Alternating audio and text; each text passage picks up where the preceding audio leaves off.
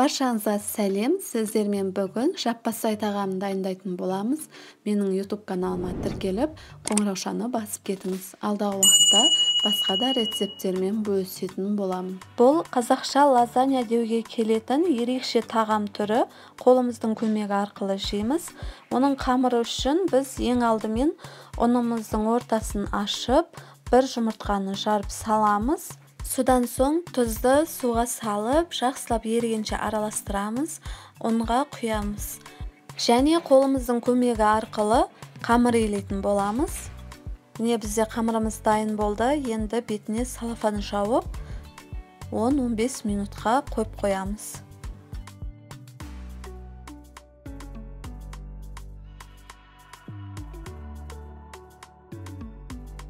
Қамырымыз дайын болғанша көкөністерді тураймыз. Біз пиязды турап қойдық, енді болгар бұрышын тураймыз. Өздеріңіздің қалауларыңызша кез келген формада турасаңыздар болады.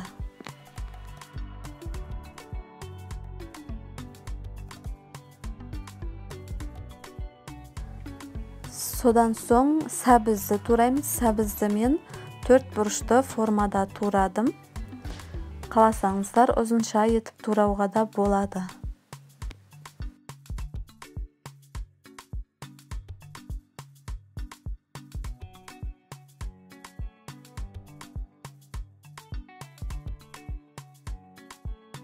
Келесі кезекте картопты да 4 бұрышты етіп турадым. Егер ұзынша етіп тураған болсаңыздар, сәбізді, картопты да дәл солай тураңыздар.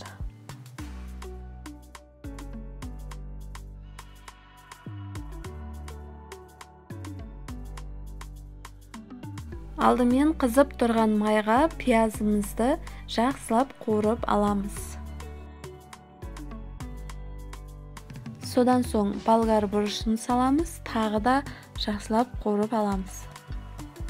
Келесі кезекте фаршымызды саламыз.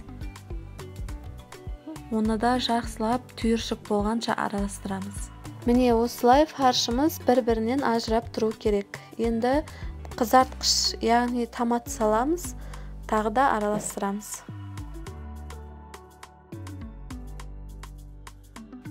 Дәміне қарай тұз саламыз, араластырып, жаңағы 4 бұрышты етіп туралған сәбізімізді саламыз және араластырамыз. Содан соң картопымызды саламыз. Жақсылап араластырып, кішкене су құямыз.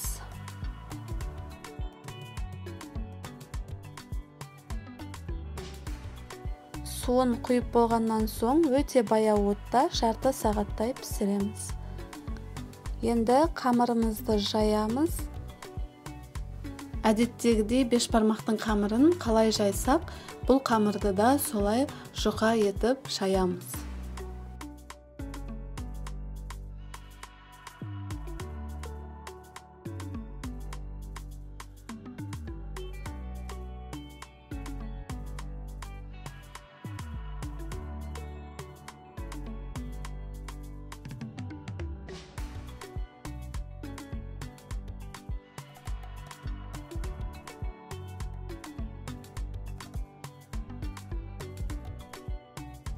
Қамырды жайып болдық. Енді бетіне сұйық майды құйып, жақсылап барлық жеріне тигенше жағамыз.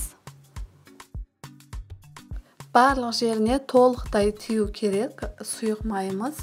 Енді видеодағыдай осылай орап кесеміз және оны 4 бұрышты етіп тағы да кесеміз.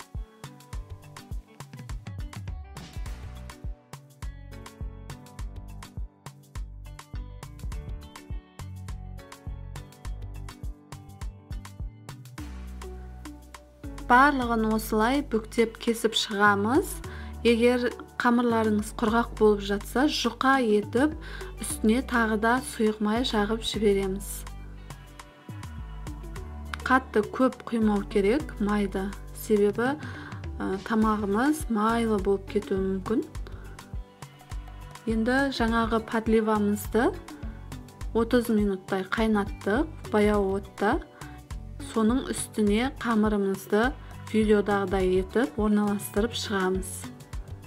Барлығын орналастырып болғаннан соң бетін жауып өте баяу отта тағы да 15-20 минуттай пісіреміз. Міне біздің жаппасай тағамымыз дайын болды. Осылай ашқан кезде оңай ашылады, жабыспайды бір-біріне. Өте дәмді болып шығады. Тарелкамыздың шет-шетіне орналастырып шығамыз қамырларын, ал ортасына подливасын құйып, ары қарай жей береміз. Дәмі өте керемет болып шығады. Менің жолдасыма ұнады.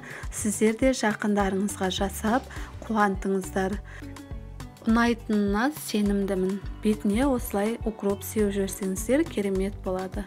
Сіздермен болған Жансая ас болсын.